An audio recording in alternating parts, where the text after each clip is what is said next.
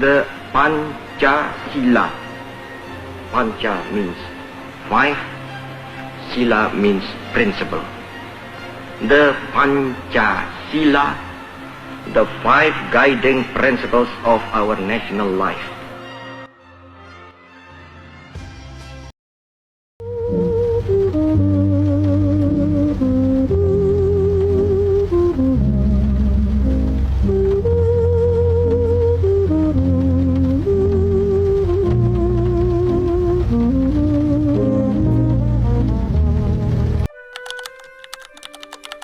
Pancasila sebagai dasar negara Republik Indonesia tidak lahir secara tiba-tiba, melainkan melalui proses historis yang panjang dan penuh dinamika pada masa perjuangan kemerdekaan.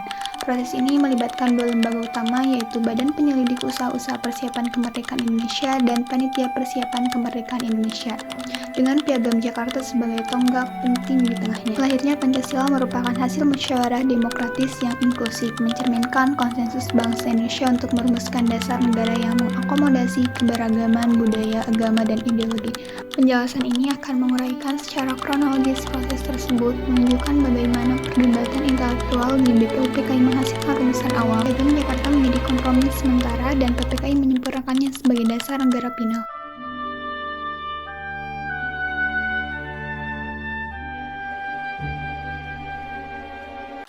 Pertama, proses lahirnya Pancasila dengan sidang BPUPKI.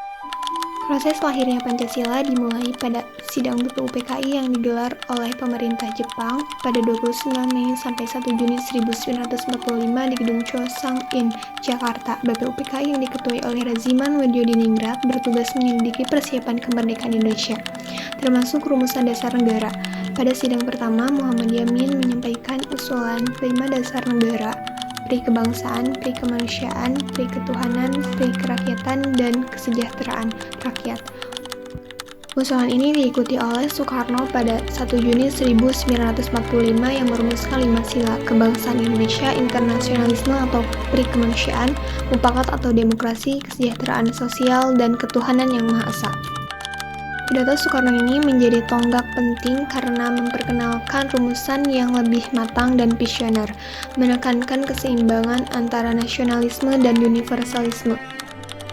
Sidang kedua BPUPKI 10-17 Juli 1945 melanjutkan diskusi melalui Panitia 9 yang diketuai oleh Insinyur Soekarno dengan Wakil Ketua Muhammad Hatta, yang beranggotakan antara lain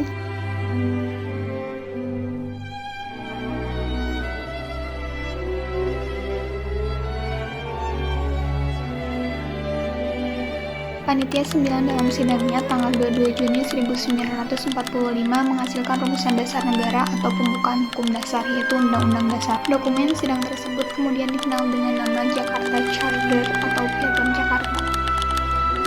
Piagam Jakarta yang ditandatangani pada 22 Juni 1945 oleh 9 anggota Panitia 9 menjadi jembatan krusial antara sidang BPUPKI dan pengesahan akhir. Dokumen ini merumuskan Pancasila sebagai satu ketuhanan dan kewajiban menjalankan syariat Islam bagi pemeluk-pemeluknya, 2 kemanusiaan yang adil dan beradab, 3 persatuan Indonesia, 4 kerakyatan yang dipimpin oleh hikmat kebijaksanaan dalam permusyawaratan perwakilan, dan 5 keadilan sosial bagi seluruh rakyat Indonesia. Frasa pertama mencerminkan kompromi antara kelompok Islam yang menginginkan negara berbasis syariat dan nasionalis yang menekankan sekularisme.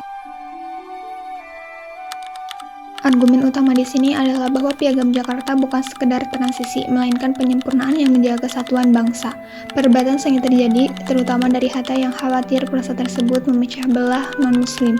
Namun, kompromi dicapai melalui musyawarah menjadikan Piagam sebagai jembatan emas menuju kemerdekaan. Seperti dicatat oleh Noto Susanto 1984, Piagam ini menjadi dasar proklamasi 17 Agustus 1945 meskipun kemudian direvisi. Proses ini menegaskan bahwa Pancasila bersifat dinamis, mampu menyerap aspirasi beragam tanpa mengobarkan esensi kebangsaan.